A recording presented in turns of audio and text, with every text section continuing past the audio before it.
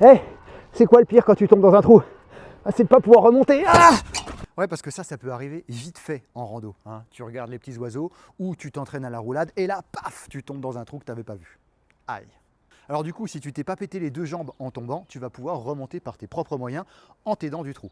Et si tu t'es pété les deux jambes, eh ben, je ferai un tuto sur comment faire une échelle de corde avec ses propres tibias. Non, je déconne. Bah oui, on utiliserait les fémurs. Réfléchis.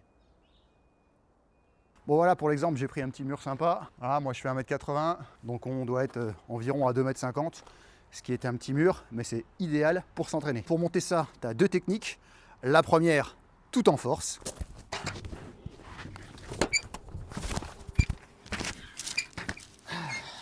Voilà, ce qui présente plusieurs inconvénients. Le premier, quand tu ne sais pas faire de traction.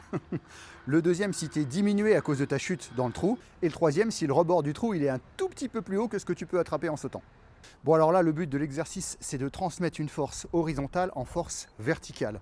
Donc, on court vers le mur. Une fois qu'on arrive au niveau du mur, on saute et on prend un point d'appui avec le pied. Et c'est le pied qui va nous permettre de transmettre cette force horizontale en force verticale. Donc, on pousse sur le mur et on monte. Alors pour s'entraîner au début, il suffit de courir, sauter sur le mur et repartir dans l'autre sens. Et donc une fois qu'on est OK avec ça, on essaye de pousser vers le haut. Et donc maintenant le but c'est de transmettre cette force verticale la plus proche possible du mur. Parce que quand on arrive au-dessus du mur, le but ça va être de s'accrocher. Voilà, donc l'impulsion sur le mur t'aide ici à crocheter. Quand tu es crocheté, tu es safe. Maintenant il faut mettre ta jambe ici. Donc tu la places là, et avec ta jambe et ton bras, tu vas pouvoir te hisser par-dessus. Comme ça, et une fois au-dessus du trou, tu roules, tout simplement. Ok, deuxième méthode possible. Bon là c'est du mur, c'est un peu plus dur, mais normalement si tu tombes dans un trou, ça sera de la terre.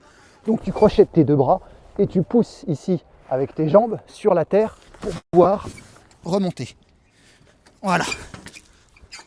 Comme tu as tes deux bras en crochet, tu peux pas retomber.